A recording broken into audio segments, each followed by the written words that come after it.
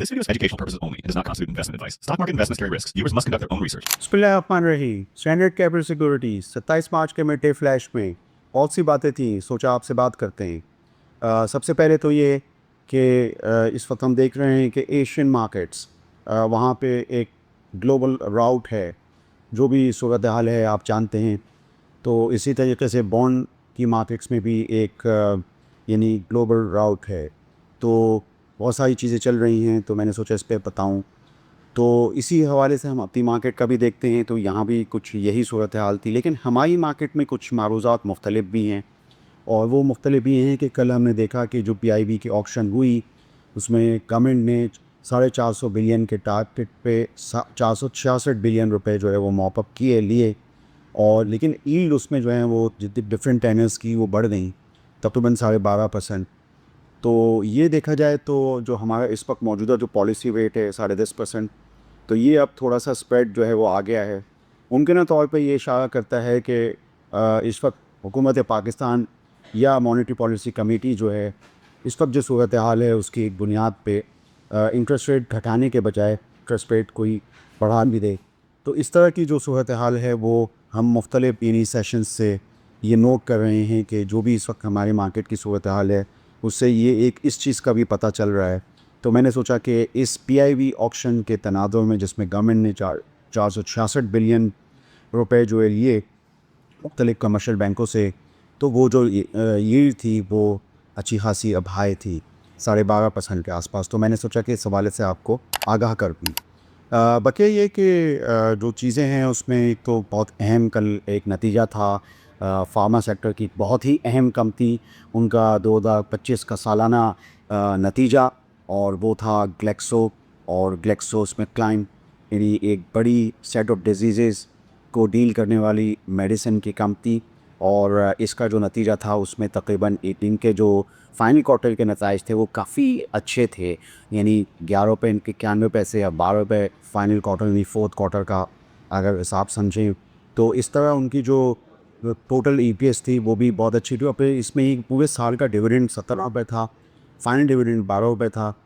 तो ये कंपनी भी अगर हम देखें तो 10-11 के प्राइस अर्निंग मल्टीपल पे आ गई है। आप जानते हैं कि फार्मा सेक्टर के जो P मल्टीपल्स होते हैं वो मुख्तलिफ होते हैं KC 100 की दूसरी मैन्युफैक्चरिंग कंपनीज से। तो अगर फर्स्ट करें कि इंटरेस्ट रेट्स के हिसाब से इस वक्त अगर P मल्टीपल का टारगेट 7 टाइम्स या 8 टाइम्स टू अर्निंग्स है, EPS है, तो फार्मा सेक्टर के चूँकि ये फास्ट मूविंग कंज्यूमर गुड्स में भी एक तरह से आते हैं, FMCG, तो इनके आपको पता है P मल्टीपल्स ज़रा ज़्यादा होते हैं, क्योंकि ताल्लुक़ सारी बात है पॉपुलेशन से होता है, कंजम्पशन जो है वो उससे होता है, मेडिसिन की कंजम्पशन आप जानते हैं। तो ये है कि ये एक पोटेंट, एक अच्छी कंपनी 10 या 11 के P मल्टीपल पे सबसे तकरीबन एक देखा जाए तो बड़ी कंपनियों में लोएस्ट P मल्टीपल। तो मैंने सोचा कि इस हवाले से आपको आगाह करूँ, बताऊँ, और फिर डिविडेंड भी देते हुए, और 12 रुपये का डिविडेंड काफ़ी सही हासिल। तो ये मैंने सोचा कि इस हवाले से आपको जो है वो आगाह कर दूँ, बहुत ही अहम बात थी। कल एक ख़बर थी जिसमें कि थोड़ा सा इन्वेस्टर्स को परेशान किया, और वो थी बैरेट गोल्ड के हवाले से ख़बरें। और वो ये कह रहे हैं कि उन्होंने थोड़ा सा डिले किया है जो कॉपर गोल्ड प्रोजेक्ट है, ज़ाहिर बात है रेकोडिक के हवाले से बात हो रही है। तो बैरेट गोल्ड जिसका 50% स्टेक्स हैं, कैनेडियन जो है कंसर्न है, न्यूयॉर्क स्टॉक एक्सचेंज पे लिस्टेड भी है। तो ये इन्होंने कहा है कि थोड़ा सा काम स्लो डाउन करेंगे। तो ये ज़ाहिर बात है, अब हम इस तनाज़ुर में बात कर रहे हैं कि तकरीबन 8.33% स्टेक्स जो हैं रेकोडिक के अंदर वो OGDC के भी हैं और वो बिलतरतीब PPL के भी हैं। तो ये कि ये कंपनी भी शराकतदार हैं, और फिर ये कंपनियां भी वहाँ पे इन्वेस्ट कर रही हैं। इनकी मैं आपको बताता रहता हूँ इस हवाले से। तो ये कि ये थोड़ा सा एक पहलू जो है वो ज़रा मैंने सोचा कि आपको बताऊँ कि बैरेट गोल्ड का एक बहुत अहम काम है वहाँ रेकोडिक के अंदर, वो मुख्तलिफ यानी चीज़ें कर रहे हैं, काम वहाँ चल रहा था। तो ये है कि अब वो सूरत हाल थोड़ी सी, जैसे कि उन्होंने बताया कि शायद डिले, तो ये चीज़ मासूम में कवर हुई, और इस चीज़ का हमने असर कल हमारी अपनी बाज़ारों में देखा भी, OGDC और PPL की प्राइसेस में देखा थी। तो ये थोड़ा सा एक शॉर्ट टर्म तो मामला है, लेकिन लॉन्ग टर्म में हम ये देख रहे हैं कि OGDC जो इस वक्त काफ़ी एग्रेसिव है इस वक्त ड्रिलिंग एक्टिविटी में, तो उनकी मुसलसल आप PSX पे उनकी रिपोर्टिंग देख रहे होंगे कि उनके लेटर्स आ रहे हैं, और वो मुख्तलिफ़ जगहों पे उनकी डिस्कवरीज़ या जो प्रोडक्शन कम इन्हेंसमेंट है पुरानी फील्डों से वो है। जैसे कि अभी एक लेटेस्ट जैसे आया है वो टल ब्लॉक का है, MOL ऑपरेटर है, हंगेरियन ऑपरेटर, लेकिन उसमें OGDC, PPL और पाकिस्तान ऑयल फील्ड्स जो है वो शराकतदार हैं। आप जानते हैं 2006 की बहुत ही अहम फील्ड है टल ब्लॉक, हंगू, बन्नू, और ये यहाँ पे 26 MMCFD जो है आया। अब इसका मेन जो असर आएगा वो पाकिस्तान ऑयल फील्ड्स पे आएगा, क्योंकि पेड अप कैपिटल कम है। तो पेड अप कैपिटल कम होने की वजह से पाकिस्तान ऑयल फील्ड पे ज़रा इसका इम्पैक्ट 26 MMCFD का वो ज़्यादा है। लुंगशीवाल, टल ब्लॉक, ये आप जानते हैं जो मशहूर फील्ड्स थी, यानी आपकी वहाँ पे उसमें शादी खेल थी, उसमें जो है वो दो और बड़ी अहम फील्ड थी, मकौड़े, मंजलई। तो ये है कि अब ये लुंगशीवाल में भी ये आ रहा है। और आप जानते हैं कि टाइमलाइन के अंदर बहुत सारे कुएँ 2006 सब तक वहाँ पे हो चुके हैं। रेडियस में जितने भी हैं वो निकालने की कोशिश कर रहा है MOL। तो मैंने सोचा कि इस हवाले से आपको बताऊं। और बाज़ जैसे OGDC की अपनी की थी, इसमें साहित्यों का आया है। वो के है तो बहुत छोटी, लेकिन बहरहाल OGDC में मुसलसल हो रही है। OGDC का पिछले दिनों मासूरों में आया था कि वो अपनी जो डेली ऑयल प्रोडक्शन है वो 32,000 से बढ़ाने की कोशिश कर रहे हैं। 40,000 जो है वो एक फ़िगर दिया था। और ये जिस तनाज़ुर में शायद था कि जो हम बागज़ई के हवाले से बात करते हैं, तो बागज़ई के अंदर जो BSX पे जो रिपोर्टेड 5 लेटर्स हैं, उनके जो 5 DST ड्रिल स्टैंड टेस्टिंग, वो जो रिज़ल्ट्स थे वो तकरीबन 14,500 के लगभग जो थे। तो हो सकता है कि जो प्रोडक्शन इंक्रीज़ वहाँ से आ रहा है या ग्रोथ आ रही है, वो जो है उसमें शायद शामिल हो 40,000 DOPD के हवाले से। आपको याद दिलाता चलूँ कि 2018 में OGDC की जो प्रोडक्शन होती थी वो 50,000 बैरल होती थी। अब वो बहुत नीचे आके डिप्रेशन होके वो 32,000। तो ये मैंने सोचा कि इस हवाले से आपको बताऊं। अच्छा, इसी तरीके से लोग PPL का भी पूछते हैं, और PPL भी शामिल है OGDC के। बहुत सारे आप जानते हैं जॉइंट वेंचर पार्टनर्स होते हैं। तो PPL के भी जो है इस हवाले से ये जो हम नंबर्स ने अब मैंने गैस के नोट किए, तो ऑयल की प्रोडक्शन थोड़ी सी उसमें उसका इम्पेक्ट जो है वो हम देख रहे हैं कि आगे चल के, तो आप जानते हैं कि यूँ तो गैस कंपनी है, लेकिन 10-15% जो है ऑयल का भी कंटेंट है। वो थोड़ा सा मैंने देखा कि कुछ फील्ड से बढ़ रहा है। जैसे कि बागज़ई का ही मामला कर लें तो 60% OGDC के स्टेक उसमें हैं, तो 35% PPL के भी हैं।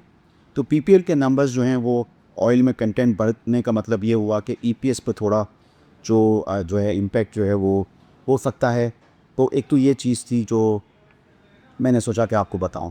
ऐसे ओवरऑल अगर मैं बात करूं तो आप जानते हैं कि ऑयल प्राइसेस जो हैं वो बढ़ी हैं। जो भी तनाज़ुर हम देख रहे हैं मामला, तो उस बुनियाद पे ऑयल प्राइसेस डिस्ट्रप्शंस की वजह से बढ़ी हैं। तो ये है कि ऑयल प्राइसेस की जो वर्किंग है उसमें OGDC PPL की जो सेल की जो वर्किंग होती है उसमें डॉलर का भी कंपोनेंट है, और उसमें ये ऑयल प्राइसेस की भी वर्किंग जो है वो होती है। आप जितना डॉलर या ऑयल प्राइस बढ़ें तो थोड़ा बहुत इम्पेक्ट जो है एक यानी टाइम लैग के बाद वो OGDC PPL में आ जाता है। तो इस वजह से ये एक इम्पॉर्टेंट पहलू है EMP कंपनीज़ में, और खुसूसन और बिलखुसूस OGDC PPL में। अच्छा, अब ये है कि लोग माई एनर्जीज़ के हवाले से भी लोग देख रहे हैं। माई एनर्जीज़ वो इस वक्त जो बहुत अच्छी और बड़ी डेवलपमेंट पाकिस्तान के तनाज़ुर में हो रही है, वो स्वीट गैस यानी लो कैलोरिक वैल्यू फर्टिलाइज़र सेक्टर की गैस, जो कि ढहकी में, और यहाँ पे जो है एक डेवलपमेंट लोग इसको फॉलो कर रहे हैं। उसके काफ़ी नोटिस हम पिछले देख रहे हैं, तकरीबन 7-8 महीने से माई एनर्जीज़ में आए हैं। 3-4 जो मुझे याद हैं, और बकिया आएंगे। तो उसमें कई वेज़ उनको करने हैं। अब ये ज़ाहिर बात है, ये जो दहलकी के अंदर पूरा रेडियस होगा, इसमें रेती मारू भी शामिल है। तो इसका सबसे ज़्यादा जो सप्लाईज़ हैं वो डेडिकेटेड सप्लाईज़, आप जानते हैं फर्टिलाइज़र प्लांट्स को हैं। Dedicated supplies for fertiliser company को है, और फातिमा फर्टिलाइज़र कंपनी को है। इसी तरीके से एक जो पुराना प्लांट है यानी पेस्ट प्लांट एंड्रो फर्टिलाइज़र का, उसको भी है। तो इस तरह ये जो है काफ़ी मतलब ये जो ENP कंपनीज़ हैं, ऑयल का कंटेंट के बाद जो फर्टिलाइज़र सेक्टर को भी जो, तो इसमें जो है मैं समझता हूँ कि ये थोड़ा सा रेलिवेंट है इस वक्त। और आप अपने कैपिटल प्रिजर्व या कैपिटल को सेव करने के लिए इन चीज़ों में, इन हालात के अंदर, जबकि अभी चेरी पिकिंग आप कर सकते हैं, तो आप इन चीज़ों में जो है वो जा सकते हैं। तो मैंने सोचा कि इस हवाले से आपको जो है वो आगाह कर दूं। तो मैंने अपनी इन मारूज़ात के अंदर आज बात करने की कोशिश की। एक तो PIB ऑक्शन गवर्नमेंट ने पैसे मॉप अप किए, लेकिन साथ ही साथ उन्होंने ये भी करा कि ईल्ड भी जो है वो बढ़ गई। और ये जो है थोड़ा सा इशारा इन्हीं मॉनेटरी पॉलिसी के हवाले से भी एक है जो कि मैंने आपको बताया, अपना एक कमेंट इसमें दिया। दूसरा मैंने आपको बताने की कोशिश की ग्लेक्सो के नताइज, और मैंने बताया कि डिविडेंड दिया 12 रुपये फाइनल क्वार्टर। फिर मैंने आपको बताने की कोशिश की ऑयल एंड गैस सेक्टर के हवाले से मुख्तलिफ़ फील्ड्स जैसे लुमशीबाल टल ब्लॉक, जिसमें कि मेन इम्पैक्ट अच्छा पाकिस्तान ऑयल फील्ड पे। और फिर मैंने आपको बताने की कोशिश की मारी की ढहर की फील्ड, जो थोड़ा सा अब थोड़ी नज़रों में आ रही है, तो मैंने सोचा कि इसको मैं यहाँ पे ज़ेर लब ले ही आऊँ। आप स्टैंडर्ड कैपिटल सिक्योरिटीज़ के चैनल को सब्सक्राइब कीजिए, हमारी मारूज़ात का गौर कीजिए। आपका शुक्र। For more details, call us today at 111-111-721. Open an account with Standard Capital Securities. Start investing in your financial future. Talk to our experts and get access to exclusive market research and much more.